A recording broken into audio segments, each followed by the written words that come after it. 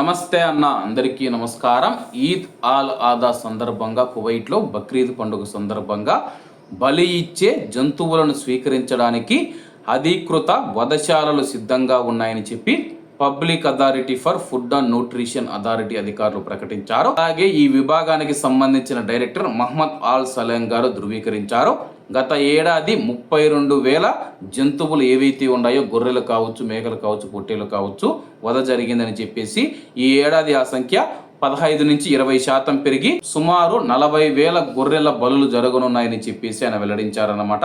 Eid all ఆదా పండుగ కాలమంతటా బలిచ్చే జంతువులను వధించడానికి కేంద్ర వధశాలలు సహాయక సౌకర్యాలు తమ కార్యాచరణ నియంత్రణ సన్నాహాలు పూర్తి చేశామని చెప్పి ఆయన ధృవీకరించారు. కువైట్లోని కువైటీ పౌరులు ప్రవాసుల కోసం విధానాలు సులభతరం చేయడం, కార్యకలాపాలను సజావుగా సాగేలా చూడటం, అత్యున్నత ఆహార భద్రత, ఆరోగ్య ప్రమాణాలను పాటించడం వంటి లక్ష్యాలతో రూపొందించిన సమగ్ర ప్రణాళికలో ఇది ఒక భాగమని చెప్పేసి ఆయన తెలిపారు. 2026 మొదటి 5 నెలల్లో వివిధ రకాల పశువులలో 5 లక్షల సంఖ్యకు చేరుకున్నామని చెప్పి ఇది అధిక వినియోగ రేటును కలిగి ఉందని చెప్పేసి మాంసానికి కువైట్లో డిమాండ్ను సూచిస్తుందని చెప్పి ఆయన వెల్లడించారు.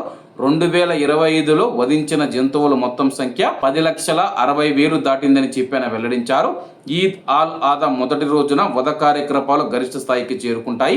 కువైట్ దేశవ్యాప్తంగా ఉన్న అన్ని వధశాలలో బలి ఇచ్చే జంతువుల సంఖ్య 13,000 నుంచి 15,000కు చేరుకుంటుందని చెప్పి అంచనా వేశారు. ప్రస్తుతం గొర్రెల ధరలను కూడా ఆయన నిర్ణయించడం జరిగింది.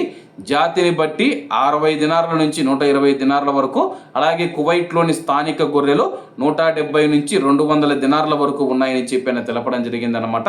మొత్తం 39 మంది పశు డాక్టర్లు, పశు వైద్యులు మరియు అలాగే ఇన్స్పెక్టర్లను public authority for food and nutrition authority నియమించిందని చెప్పేసి ఆయన తెలిపారనమాట. కాబట్టి అందరూ బాగుండాలి, అందులో మనం ఉండాలి. అందరికీ నమస్తే అన్న, జై హింద్.